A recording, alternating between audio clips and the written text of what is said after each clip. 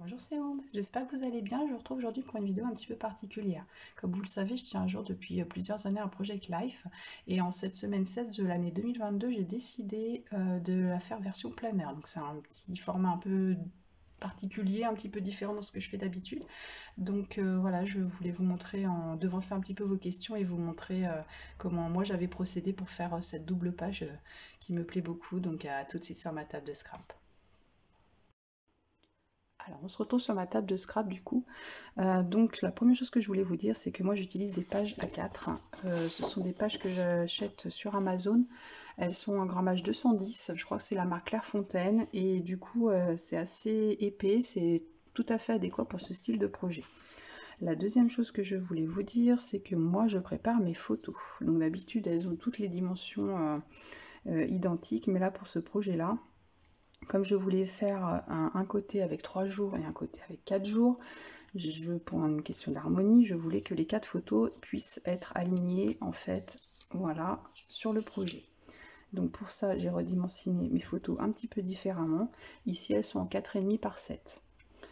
Une fois les photos imprimées, je les place en fait sur le projet à l'emplacement où je voudrais les mettre, sur une page blanche. Et avec Word, je m'amuse beaucoup en utilisant l'outil insertion zone de texte. Je calcule en fait en plaçant mes pages, je vais vous montrer sur le recto. Voilà, j'ai décidé que j'allais passer mes photos de telle manière, par exemple. Donc, je calcule l'emplacement du texte, je prends ma petite règle, je mesure, j'ouvre mon document, c'est un document,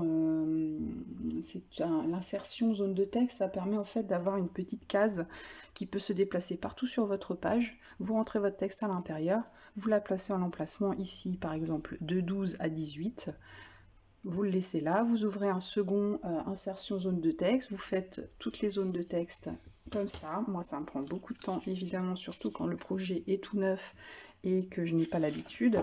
Mon Project Life classique maintenant, ça me prend très peu de temps. Là du coup j'ai gardé la trame de ce projet là un peu planeur pour peut-être utiliser sur d'autres semaines plus tard. Au moins la trame sera faite, ça devrait aller un petit peu plus vite que la première mise en page.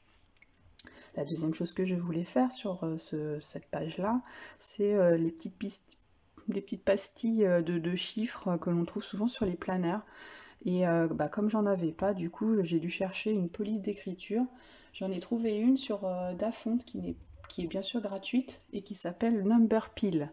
Donc après, pour les placer sur ma page, j'ai fait la même chose. J'ai ouvert une zone de texte, j'ai collé mon chiffre et je l'ai placé aux emplacements en mesurant les distances, voilà, pour que ce soit bien harmonieux. Une fois qu'on a fait tout ça, on a fait pratiquement le plus gros. Donc les photos sont imprimées, on n'a plus qu'à les placer aux emplacements qui étaient prévus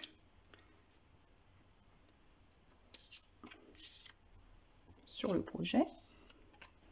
Donc j'ai fait en sorte, vous voyez, que les photos rentrent et soient alignées. Voilà. Donc chaque jour, j'ai pris des photos de mes enfants. J'en ai profité pour faire vraiment quelque chose, voilà, de vraiment journalier pour le coup. Donc j'explique chaque jour ce que nous avons fait ou pas fait. On fait pas forcément des choses. Mais voilà, j'ai pris des petites photos du quotidien des enfants pour pouvoir les placer sur mon projet. J'ai laissé des petites, zones de texte.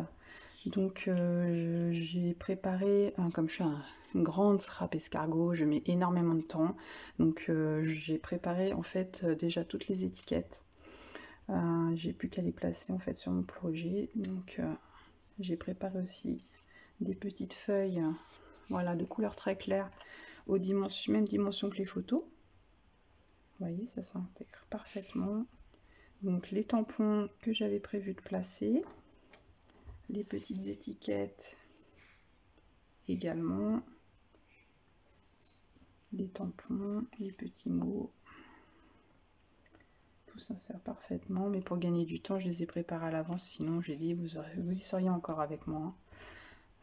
Pour une belle harmonisation, j'ai privilégié les couleurs qui s'adaptaient un petit peu aux photos déjà existantes. Et puis j'ai placé des petites décorations pour dynamiser le tout. Un petit tampon comme ceci. Enfin, pour terminer, j'avais prévu de mettre cette petite étiquette et celle-ci. Voilà, par exemple, le jaune reprend le jaune de la couette de ma fille. Voilà, c'est des petits détails, mais c'est ce qui fait que la page est harmonieuse et tout de suite est jolie au regard. Sur le côté, j'ai laissé de la place. On peut y placer du texte, on peut y placer des décorations. Moi, j'ai opté pour la version un petit peu décoration pour ce premier essai. Je trouvais ça plus simple que de faire encore du texte et que ça chargerait un peu trop le projet. Donc du coup, j'ai découpé une petite feuille de papier aux dimensions A4, hein, 29,5 par 5,5 pour que ça entre dans le petit coin. Je vais utiliser évidemment les étiquettes que j'ai prévues pour toutes les semaines de cette année de mon Project Life. Donc il était obligatoire évidemment que ça rejoigne ce projet pour la cohérence. Et j'ai préparé également des petits tampons qui vont faire une cascade de tampons. Petits tampons scraposphère.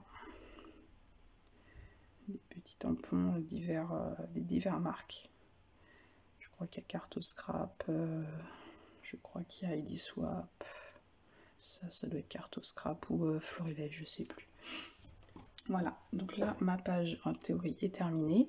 J'ai prévu de mettre des petits dots, notamment ici ou en haut, voilà, pour vraiment finaliser le projet et que ce soit bien cohérent. Donc je vous retrouve très bientôt sur les réseaux sociaux pour les photos. Et puis j'espère vous avoir aidé et avoir inspiré. N'hésitez pas à me montrer éventuellement vos versions. Inscrivez-vous sur ma chaîne YouTube et puis on se retrouve très bientôt. Au revoir tout le monde!